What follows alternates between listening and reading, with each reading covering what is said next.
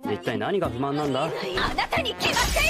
Hi guys, my name is Ben, and today I show you new anime, and I know my English is so bad, but I hope you understand me. So, enjoy the show, let's go! Spy X Family, for the agent known as Twilight, nor order is too tall, if it is for the sake of peace. Operating as Westerly's master spy, Twilight works tirelessly to prevent extremists from sparking a war with neighboring country Astenia. For his latest mission, he must investigation Astenia Palace's Donovan Desmond by infiltrating his son's school, the prestigious Eden Academy. Thus, the agent faces the most difficult test of his career. Get married, have a child, and play family. Twilight, or Lloyd Forger, quickly adopts the unassuming orphan Anya to play the role of a 6-year-old daughter and prospective Eden Academy student. For a wife, he comes across your Briar, an absent-minded office worker who needs a pretend partner of her own to impress her friends. However, Lloyd is not the only one with a hidden nature. Your moonlights is a little assassin foreign princess. For her, Marin-Loy creates the perfect cover. Meanwhile, Anya is not the ordinary girl she appears to be. She's an Esper, the product of secret experiments that allow her to read minds. As she uncovers their true identities, Anya is thrilled that her new parents are cool secret agents. She would never tell them, of course, that will ruin the fun. Under the guise of the Forges, the spy, the assassin, and the Esper must act as a family while carrying out their own agendas. Allow these liars and misfits are only playing parts. They soon find that family is about far more than blood relation. Orient, freed from the rule of samurai 150 years ago, the people of Hinamoto live peaceful lives and revere their liberators. Demons whose true force remains elusive as gods, fated to mine rocks for the demons to feast on. Musashi knows the green truth. Humanity is enslaved by these our worldly banes, and the samurai are the last bastion, fighting for freedom, hiding his true opinion from his peers, and growing distant from his childhood friend Kojiro Kanimaki. Musashi lives in Anax until the day of his graduation. When the first graduates arrive in the mine, they are horrified to see the inhuman treatment of miners and the uncanny physical appearance of their overseers. However, Musashi manages to endure thanks to Kojiro's help. As the demon leader wreaks havoc on the quarry, Musashi is saved once more for certain death by the Takeda samurai clan, recovering from humiliation and yearning for adventure. Musashi embarks on a journey to become a samurai and form his own clan, Maha Otsuki. Although he attends the Royal Magic Academy in the Kingdom of Venus, Sable has the worst grade in the entire school, as he has no memories of his time before attending the institution. When Headmaster Albus tests him with a special training regimen in the south, Sable eagerly accepts it, alongside the Dawn Witch, Rucristes, Holt, a human girl with antlers, and Coot, a lizard beast fallen. Sable must establish a village of witches in a region where anti-witch sentiment remains strong. During their journey, the quartet avoids former members of the Dia Ignis Umbridor, a group of witch hunters notorious for murdering witches and civilians alike. 5 years ago, their organization was disbanded and given amnesty with the end of the war between the church and witness, but their members still linger and are ready to capture any mages they come across. Thankfully, with Rook's staff of Ludens, the Witch Eater, and Sable's unlimited supply of magic, the group may be able to accomplish their mission for Albus. If not, Sable's memories of magic and the academy will be taken away, and he will be left with nothing to guide him to the silver-haired mage who first rescued him. The strongest sage with the weakest crest in a world of magic, the powers and future of a mage are predetermined at birth through so-called marks, 4 symbols that categorize a human aptitude for magic, lamenting the fact that his mark was considered ill-suited for combat and only useful for magic augmentation. An incredibly skilled sage decided to reincarnate thousands years in the future. Reborn as Matthias, a 6-year-old boy, as the third son of a duke's family, he attains the mark of close combat he always desired. Unfortunately, it is also discovered that mankind's knowledge of magic and swordsmanship has drastically deteriorated in this era. Only shoddy magic equipment can be sporadically found, while even the most basic spells have been forgotten. To add insult to injury, his current mark, once hailed as the most powerful, is now viewed as the worst. When Matthias becomes 12 years old, his unraveled swordsmanship lands him in the Second Royal Academy, shattering prejudices. He promptly makes ripples in the academy and beyond. However, the former sage uncovers signs of the dark forces working in the shadows, and with humanity weaker than ever, it is up to Matthias to thwart their evil plans. Aharen is indecipherable. Reina Aharen, a small and cute student with a quiet voice, is quite bad at determining distance and personal space. Sometimes as she's inches away from your face, and at other times, miles too far. The only one who tries to understand her antics is Reido Matsubashi, who is seated beside her in class. He has a menacing face, but in reality, he is a fanboy with an imagination that can run wild at times. Aharen-sen, Wahaka Renai follows a peculiar pair, as their odd friendship starts to blossom when Reido picks up Aharen, eraser for her. His master perpetrates his gesture and now believes them to be best friends, showing how the simplest of things can prove to be the most completed of challenges for them. 86 Season 2. The disappearance of the Spearhead Squad is beyond the horizon, the solitaire to hide the intensity of the Republic of San Manjolia's endless propaganda. Villadio Mille continues the operate as Handler 1, the commander of yet another dehumanized 86 factions squadron in the continuous war against the Legion of the Western Front. Shannon Yuzen and his squad are quarantined in a military base controlled by the Federal Republic of Jade, formerly known as the Judean Empire. The newly established government grants the safe 86 full citizenship and freedom. Housed by the president earns the Marin himself. The group meets his adopted daughter and the last empress, Augusta Frederica, Adel Adler. However, within the calm of his tender society, Shanae and his team feel that their purpose is on the battlefield. Before long, they are once again in the midst of the Legion's onslaught as a part of the Federacy's Nordlicht Squadron, accompanied by Augusta Frederica. But as history repeats itself, they realize that no matter the side, death and pain on the front lines are the only comfort they know. The case study of Vanitas Part 2. Anitas and no archivist head out to the town of Gewandnen in search of the beast, an enormous wolf-like creature that has slaughtered hundreds of people. Suspecting that the beast is a curse-bearing vampire, Vanitas primarily aims to heal it using the powers of his grimoire. Along the way, the two get separated and sundry travel back to the past, to the exact moment the beast is lurking in the woods. After a battle against the gigantic wolf and a vampire hunter, Vanitas decided to team up with Ginny in order to find No. Despite being allies, Ginny's goal is the opposite of Vanitas, as she was tasked to kill the beast, suspecting in maybe someone she used to know. Meanwhile, a severely wounded No is picked up by the mysterious Chloe and her servant. Like Noe, Chloe is a vampire whose existence was erased from the public's knowledge. She has been a guardian for future generations and once tried to find a way to become human again. While Noe is grateful to Chloe for her hospitality, little does she know that she might be siding with forces far more dangerous than the beast itself. Blue Period. Second-year high school student Yotaro Yagichi is a delinquent with excellent grades, but is unmotivated to find his true calling in life. Yotaro spends his days working hard to maintain his academic standing while hanging out with his equally unambitious friends. However, beneath his carefree demeanor, Yotaro does not enjoy interactivity and wishes he could find something more fulfilling. While mulling over his predicament, Yotaro finds himself staring at the vibrant landscape of Shibuya, unable to express how he feels about the unusually breathtaking sight. He picks up a paintbrush, hoping his falls will become wet of canvas. Thanks for watching this video. If you like it, please subscribe to my channel. And please check my other video. Well, you have been with you. See you later. Bye bye.